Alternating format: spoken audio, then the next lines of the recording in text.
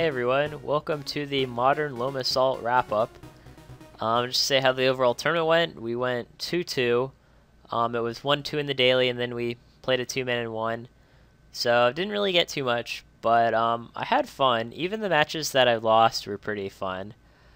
And to go ahead and tell you guys about them, round 1 we lost to Tron 1-2, which was a pretty close match. I thought Tron was a good matchup, and I probably still think it is.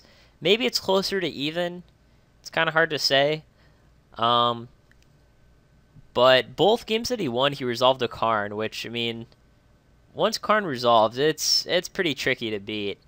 And the game 3 in particular is very close. I had a misclick where I forgot to play my land for a turn, which might have made the difference. But round 1 was definitely one of the better rounds we played. Actually, both the rounds that I lost were like pretty fun and close. So I'd recommend watching those. 2 that I lost were rounds 1 and 3. Round 2 we played against a green-white Hate Bears deck. Just kind of an aggressive deck. Plays like Aether Vial, Voice Resurgence, Thalia, Lenin Arbiter. Lenin Arbiter makes it so you can't search your library unless you pay 2 mana, and like it combines that with like Ghost Quarter and Path to Exile to, you know, make those cards infinitely better. And his build also had like Restoration Angel, which I'm not sure if that's like a standard choice or not.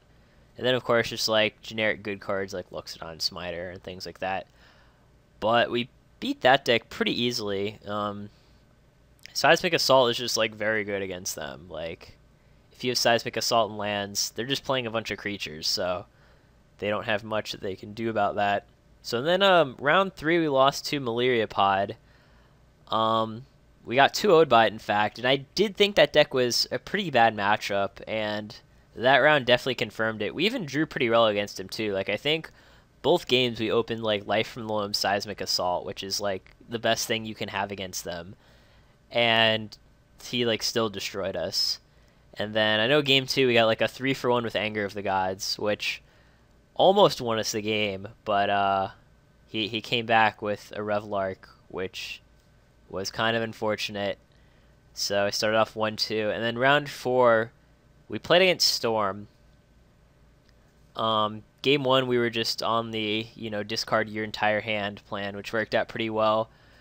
Game 2 he got a Pyromancer's Ascension active, and we were never able to kill it, which kind of caused us to lose. Like, we discarded all of his hand, but since he had a Pyromancer's Ascension with 2 counters, we just, you know, couldn't kill him, and he ended up just playing a giant string of cards and killing us. Game 3 of Storm was kind of strange because he kept a no-lander. I assume it was by accident. He, you know, wanted to mulligan, but like misclicked or something. So that was like kind of a letdown. The fact that, you know, our last game of the tournament wasn't a real game.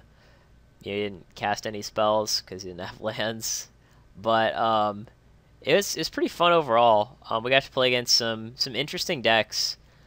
Like, I had not played against Tron in like quite a while. I didn't think I'd played that deck in like years. And green-white Hate Bears I'd never played against before. So it was kind of interesting to get a chance to play against those. Like, I think our sideboard was pretty good. You know, we didn't get to like bring in the Torpor Orbs just due to the decks that we happened to play against, but I still think that's like one of the best cards in our board. And didn't really get to test out the Choke. I mean, maybe there should be 0 of those there, and maybe there should be more. Not really sure. But it was fun, and you know, everything pretty much went as expected. I think this deck is sort of more of a meta call. Like, if there's a lot of pot in your area, like, don't play this. I think the matchup is just like really bad.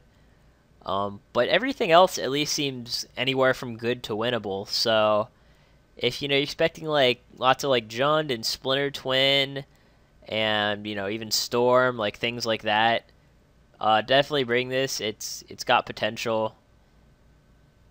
And in the Raven's Crime, discard your entire hand strategy seems to be good against most of the field, which is really fun. Nothing's more fun than watching your opponent play the entire game with no hands. I definitely cannot argue against that. So yeah, give it a try. I mean, it's got some sweet cards. Deck's kind of expensive with like 4 Confidants and 4 Goyfs, but assuming you have the ability to play it and you like this type of deck, this sort of grindy synergy, but at the same time good stuff kind of deck, yeah, I would try it. There are other builds. I know there's one that plays like Young Pyromancer over Confidant, and then it plays like Smallpox. That's something you can try too. You know, there are a lot of different builds of this deck, so feel free to test your own, see what you like. So hopefully you enjoyed watching the videos, and if you play this deck, hopefully you will enjoy it as much as I did. This is Alan Pennington with Gathering Magic. Thanks for watching.